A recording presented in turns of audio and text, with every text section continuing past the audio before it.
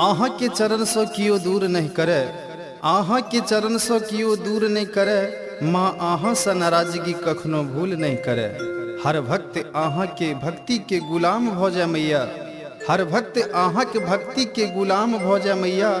नहीं तो टूट जाए वो भक्ति जे आहा के कबूल नहीं करे।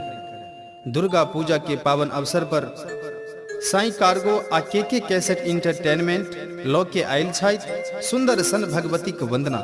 कृपा करू हे अम्बे, जाहि में अपन सुंदर सन आवाज सो सजौने छाइत मिथिलांचलक चिर परिचित कलाकार भाई किशन कन्हैया। तो आओ सुनी दुर्गा पूजा के पावन अवसर पर सुंदर सन भगवती की वंदना। कृपा करू हे अम्बे।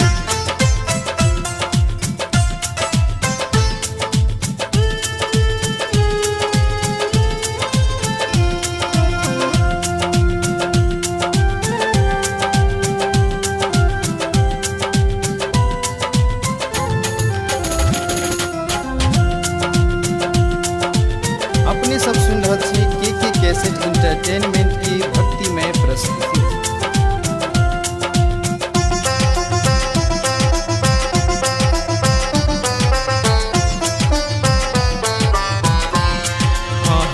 सो की कहू है माँ अहाँ सबटा जनैते छी।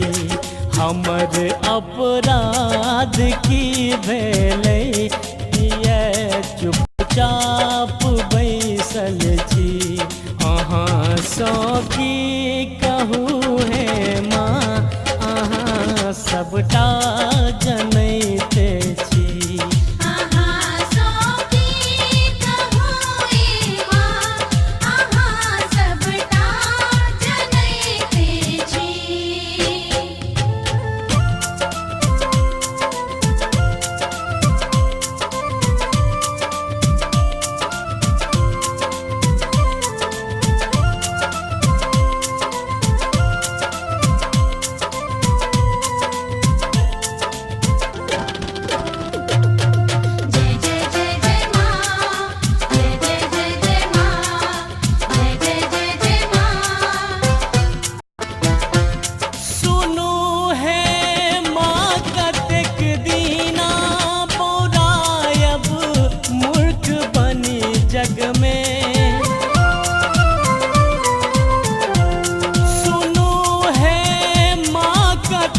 दीना बौरायब मूर्ख बनी जग में, बौरायब मूर्ख बनी जग में। न कियो बात सुनैया न बैसो दै अपन लग में। अहाँ सो की कहू है माँ अहाँ सबटा जनैते छी।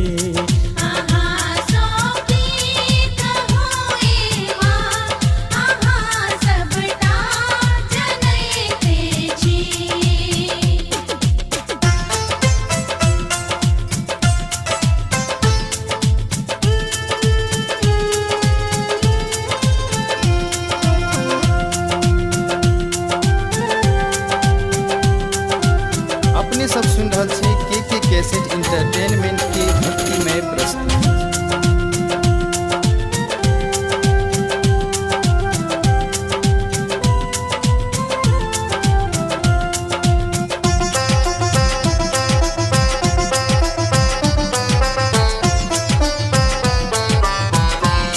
केहन अपराध छी केने बिचारा दीन बैसल छी। केहन अपराध छी केने बिचारा दीन बैसल छी। बिचारा दीन बैसल छी। हँसैया लोक देखी देखी कऽ एहन दिन माय केने छी। अहाँ सो की कहू है माँ अहाँ सबटा जनैते छी। अहाँ सो की कहू है माँ अहाँ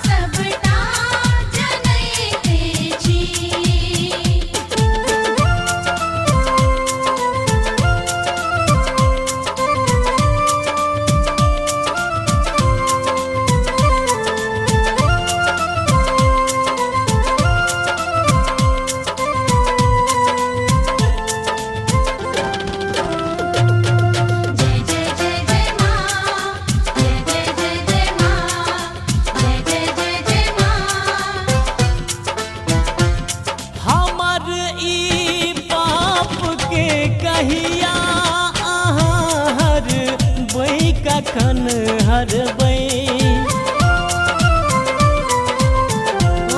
हमर ई पाप के कहिया अहाँ हरबै कखन हरबै अहाँ हरबै कखन हरबै हमर ई फैसला कहिया सुना कहबै कखन कहबै अहाँ सौ की कहू